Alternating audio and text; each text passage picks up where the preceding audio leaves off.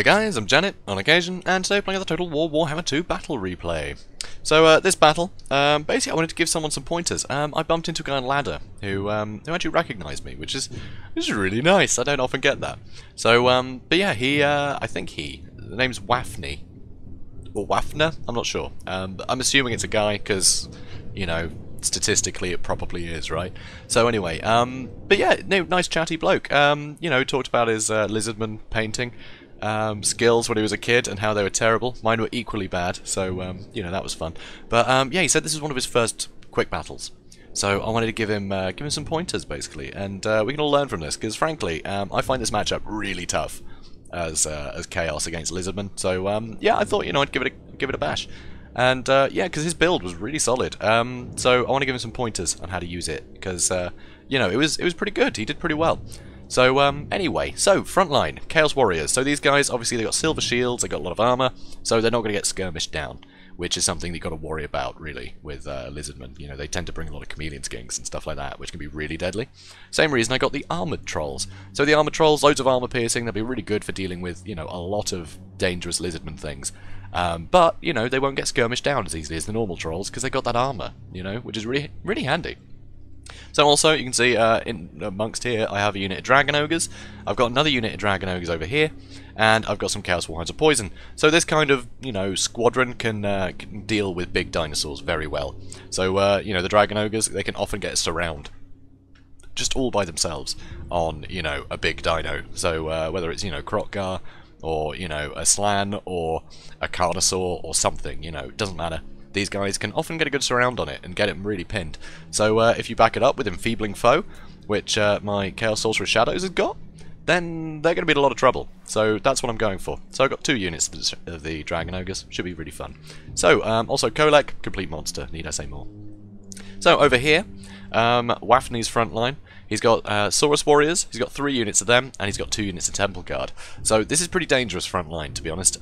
He's also got a Revivification Crystal, which is obviously fantastic, load of utility, and he's got an extra Bastillodon. The Bastillodon here will be able to do a lot of damage to things like Chaos Warriors, because, you know, they've got armor-piercing attacks, they're very stompy, anti-infantry, so, you know, you wade him in, you know, with your front line, it's going to do a lot of damage. Unfortunately, he's a bit slow to bring him in.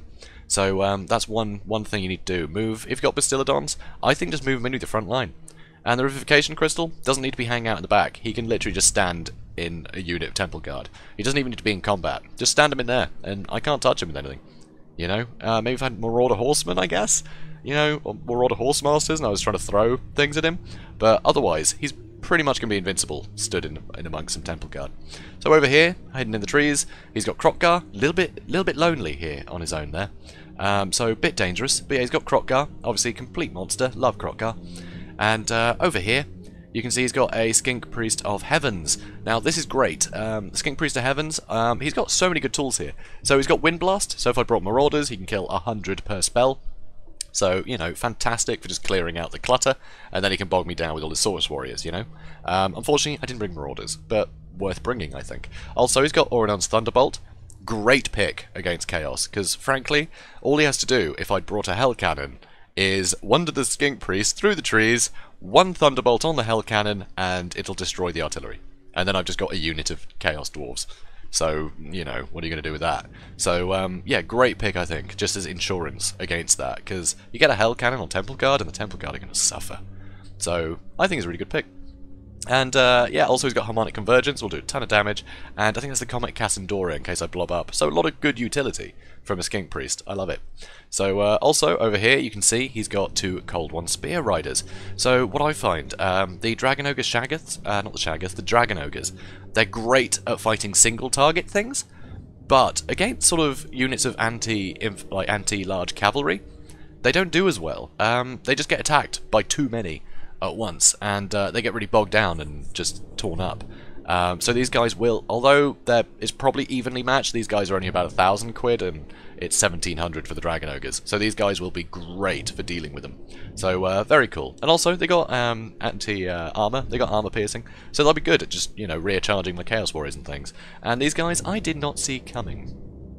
So, now, as we go into the fight, I'll speed things up. So I've got Melkoth's Mystifying Miasma on the Saurus Warriors, complete accident, meant to put it on him, whoops.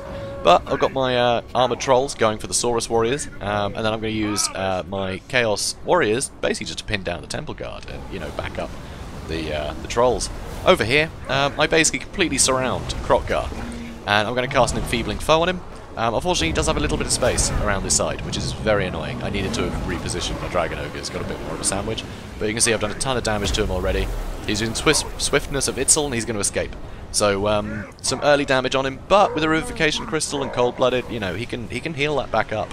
So, unfortunately, I wasn't able to surround him. So that's a good move, but a little bit risky getting caught on your own like that. So here, I will be constantly casting spells on the Temple Guard, and also I'm using Lord of the Storm to back him up as well.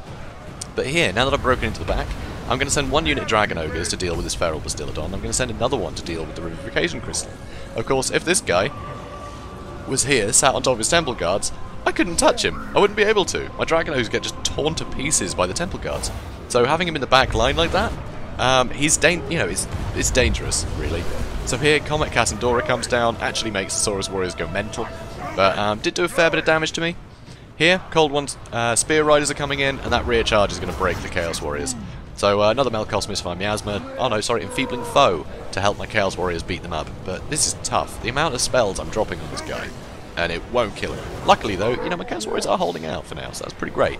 So that's nice. So here you can see Feral Bastiladon about to get charged from Kholek, and let's see how much damage it does. That's a lot of damage. That is an awful lot of damage. Also, Bastiladon over here with the Revivification Crystal, getting really torn to pieces. He needs to get Kroq-Gar in to back him up before he breaks. He really does. He needs help.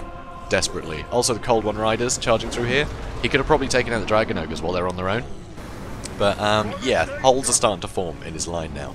So, Chaos Warhounds are poisoned, charge in the back, trying to break these guys' morale, poison them, make it easier for the Chaos Warriors to finish them off. And you can see that morale is going down and down and down. So they're taking a lot of punishment. Hopefully I can just break this edge, and I got 2 more units to send in and, you know, do whatever. So here, another Melkoth's on the Temple Guard, I believe. So, very tough. They just won't die. It's very irritating. Over here, my Trolls are coming back. So hopefully I can finish off these Saurus Warriors, but Temple Guards are coming to back them up. So that's pretty bad for me. Over here, my Dragon Ogres are coming back in. And way over here, you can see I managed to get the charge on these Cold One Spear Riders. And yeah, I can do a ton of damage to them if I get them, you know, if I get the charge. But they charge my Trolls, and honestly, my Trolls have kind of done their bit, so I was quite happy for them to charge the Trolls, and I could counter-charge with the other things. But, their Cold One Spear Riders here, they charged me in the back into my Dragon Ogres, and that hurt a lot. So, you know, if they get the drop on me, that can hurt. Obviously, Kholek is backing them up pretty well. Here, those Chaos Warriors did finally lose the fight against the Temple Guard, but now I've got enough extra stuff just to get, you know, get into these Temple Guard and hopefully finish them off. Here, Dragon Ogres, they've caught some of the Cold One Spear Riders, they're doing okay. These guys are getting cold-blooded while they're not in combat, which is great. You always want to use that when you're not fighting, because you can see it does minus 27 melee defense and attack, so great use of it there. And over here, Kroq-Gar, you know, he's helping finish off the Trolls. These Temple Guard are still healthy and dealing with the Chaos Warriors, so that's not a problem. Hand of the God comes in, and amazingly, all of it misses, which is just crazy. So I'm bringing some guys back, but you can see my front line basically is, you know, non-existent now. But they held out for a long time, and it meant that I could just sort of prune, you know, all of the vital units away, which really helped. So Thunderbolt comes in, you know, not a bad move, not a bad move. I mean, Comet Cassandora would be great, but it's very expensive, and I could have probably moved out of the way. So, I mean, Thunderbolt I might have been able to move out of the way as well. It's a tough call. At this point, I think I just would use Harmonic Convergence a lot. Instead of, you know, using the Thunderbolts, because you just don't get a lot of damage out of it. Here though, Kroq-Gar, this wasn't really worthwhile. There was too much anti-large. I think at this point he kind of figured he wasn't going to win. But what you could have done there, basically still got Temple Guard, put Kroq-Gar on top of them, and I won't be able to touch him. Those Temple Guard will do a lot of damage to most of this stuff, so that could help, you know, tip it over the edge and start whittling away at these very vital units of mine. And all the while, obviously I'm probably not going to send my Sorcerer in here, so send the Skink Priest to attack it, you know, if it's out of Winds of Magic. Here, a Harmonic Convergence on the Temple Guard, and Kroq-Gar sat in the middle of it. That would have been so hard to break. So here, I'm sending my Chaos Warriors in first, because everything else is sort of anti-large. So I'm going to try and get the Chaos Warhounds of Poison in there to start poisoning him, and then I can follow up with all the large units. And that should be enough to sort of crack it. You'll see the Skink Priest will have to fly in to try and help, because there's just too many weight and numbers that I've got, you know. Although I've got all large units, they got anti-large. These guys all hit like trucks, and they're completely surrounded, these Temple Guard, so it's not going to last. I mean, they did scare away some stuff. I've got some trolls coming in too. But, yeah, they're not going to hold up against all of this. But you can see my Dragon Ogres have taken a fair bit of damage in this fight. You know, as brief as that was against the Temple Guard, that was a lot of damage. So if Kroq-Gar was stood in there, you know, kept them from breaking for longer because of that extra support, and, you know, they wouldn't have had the debuff from the Lord dying, those Temple Guard could have killed so many of my guys. It would have genuinely been difficult.